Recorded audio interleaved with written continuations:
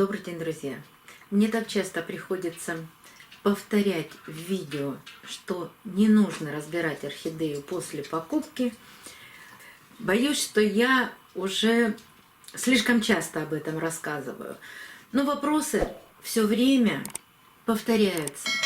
И я очень много отвечаю ВКонтакте, в личных сообщениях, и практически повторяется опять и опять и опять одно и то же. Ну, потому что, наверное, появились новые любители орхидей, молодые архаманы, которые после того, как им подарили или на Новый год, или на 8 марта орхидею, опять не знают, что с ней делать. Прошло какое-то время, орхидея должна была начать растить корни, а не начала. Почему так происходит? Почему продолжают гнить корни в покупном горшке? И что же с ней вообще делать? Вот опять корни гнилые, начинается паника, ну как всегда. Это у всех начиналось, особенно у тех, кто начинает заниматься этими прекрасными растениями. И у меня когда-то 20 лет назад была паника, потому что я не знала, что же делать с орхидеей, когда в горшке появились гнилые корни, а еще главное, что орхидея теряет тургор листьев. И поэтому кажется, что сейчас, когда мы ее разберем, все очистим эти гнилые корни, обрежем, уберем, орхидея воспрянет духом. Нет, так не всегда получается. И даже когда орхидея стоит в своем покупном горшке, тоже она не всегда начинает сразу растить корни. Так почему же все вот эти ошибки мы с вами проходим снова и снова? Я имею в виду ошибки по пересадке, по разбору орхидей сразу после покупки. Передо мной или сбоку от меня стоят 3 орхидеи. Я вам их показывала сразу после 8 марта. Куплены они в один день. Ссылочку на это видео я оставлю в правом верхнем углу экрана. Вы увидите, как эти орхидеи цвели. И вот что с ними произошло за эти 2 месяца. Орхидеи были куплены в разном состоянии, была разная цена. Вот это была самая дорогая орхидея, куплена в самом лучшем состоянии. Это золотой леопард. И цена была соответствующая. У нее было 2 огромных цветоноса. Но после того, как она появилась у меня дома, было много бутончиков. И бутончики она парочку раскрыла, а остальные все начала сбрасывать. Впрочем, как и цветы. Причем и цветы, и бутоны она сбрасывала очень быстро. Засушивала, сбрасывала. Но вот что происходит с орхидеей? Значит, орхидея испытала большой стресс при переезде, и ее что-то не устроило. Она должна приспособиться. Приспосабливалась она долго, примерно месяц. Потом пробудила почку и вырастила вот таких 3 сначала бутона, а теперь раскрылись полностью цветы. И после того, как она приспособилась и успокоилась, она быстро начала растить лист и корни в горшке.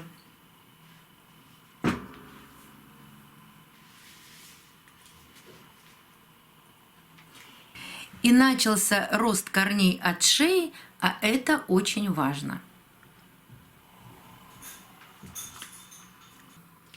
Вот для того, чтобы этой орхидее адаптироваться, ей понадобился целый месяц. Но эта орхидея была в лучшем состоянии, чем 2 других. Вот еще одна орхидея. Биглип, но не стандарт, а биглип, ну я бы сказала, это миди, размер миди. Сейчас поднесу. Видите, размер немножко меньше, чем у стандарта.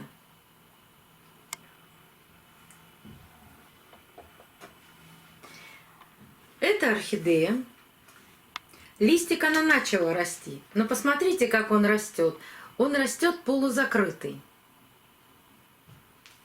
Потом начала раскукливать корни в горшке. Потом остановила это все и практически все корни закуклила. Что-то произошло, то, что ей не понравилось. Определить, почему ей это не понравилось, я не могу. Корни как бы и есть, и немного даже растут в горшке. Но она себя перепрофилировала и начала растить корни от шеи. Причем растить очень быстро, и корни начали уходить в грунт.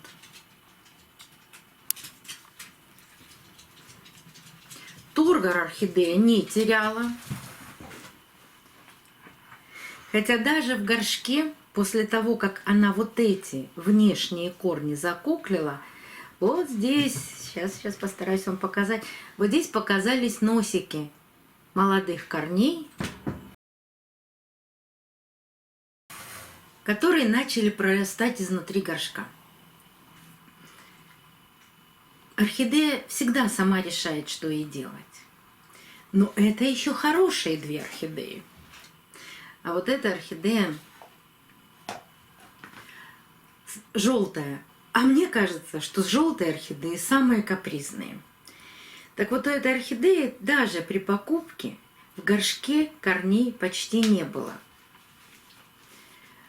Вот единственный корень, который кажется, что он очень толстый и должен быть как бы здоровым, но кончик этого корня чернеет. И в горшке мы видим с вами одни гнилые корни. Больше мы ничего с вами не видим. И вот эти 2 месяца орхидея вроде листик начала расти, но цветы очень быстро сбросила. Но корней нет. Чем ей несчастной брать питательные вещества? Но я-то их на данный момент не поливаю никакими удобрениями, но все равно, даже ту же самую воду, ту же самую влагу нужно чем-то впитывать, забирать хотя бы из грунта. А корни все гнилые. Но гнилой, всегда объясняю, что гнилой – это веломен. Тяж внутри может быть живой и здоровый, поэтому мы и не пересаживаем орхидеи. Вот если и тяж черный, такой же, как черный корень, тогда весь корень сгнил. А если вы разобрали вдруг орхидею, убираете веломен, а там такой светлый, светло-желтый или даже белый остается этот тяж корешок, то он работает, он продолжает работать и питать орхидею. Вот поэтому я и не пересаживаю орхидеи даже с такими гнилыми корнями. Просто нужно набраться немножко терпения и дать орхидее самой освоиться. Да, она немного потеряла тургор листиков, но это все нижние листики, как всегда. Новый растит молодой жесткий лист. И вот за эти 2 месяца, опять же, орхидея себя перенаправила в другое русло. То есть те старые корни ей стали не нужны. Вполне возможно. Или минимальное. То, что она может взять от этих старых корней. И посмотрите, как она начала, да еще какие, растить корни от шеи.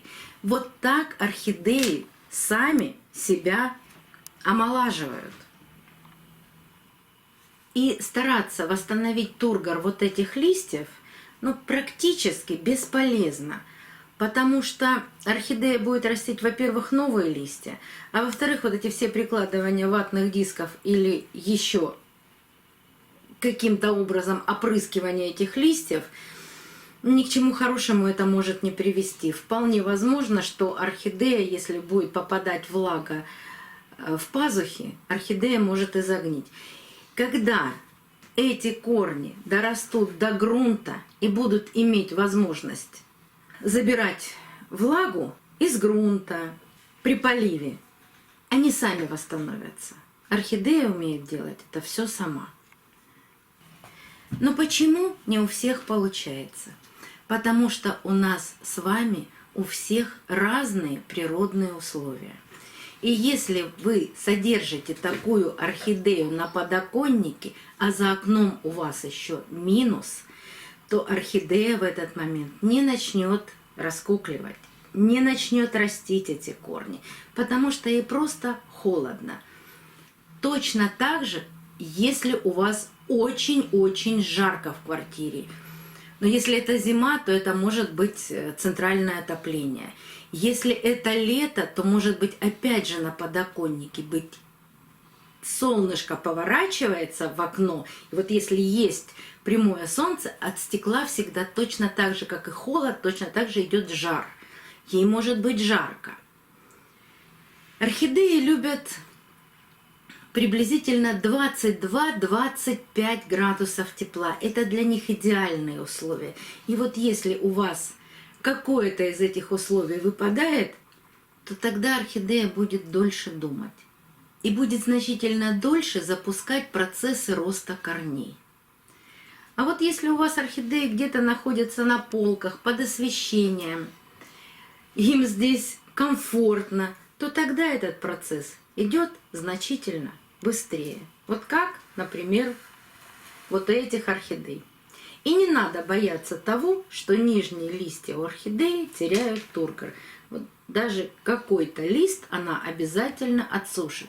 А отсушит она его только для того, чтобы забрать все питательные вещества из этого листика и начать растить или корни, или лист. Я всегда говорю, что орхидеи все разные. И показываю вам специально разные орхидеи. Есть у меня орхидеи совсем без корней. А на следующей неделе я вам еще раз покажу желтый биглип, который я взяла полностью с гнилыми корнями для того, чтобы его спасти. И как он себя ведет? Он себя ведет совсем по-другому, не так, как эти орхидеи. И о нем еще раз расскажу. До новых встреч, друзья! Увидимся на канале. Лаки, вы сегодня не мешаете? Молодцы. И Ричи пришел, лег рядышком, да, Ричка? Ричи, Ричу, ты чего такой спокойный? скажи, я уже набегался. Ричи, Скоро о тебе будем рассказывать.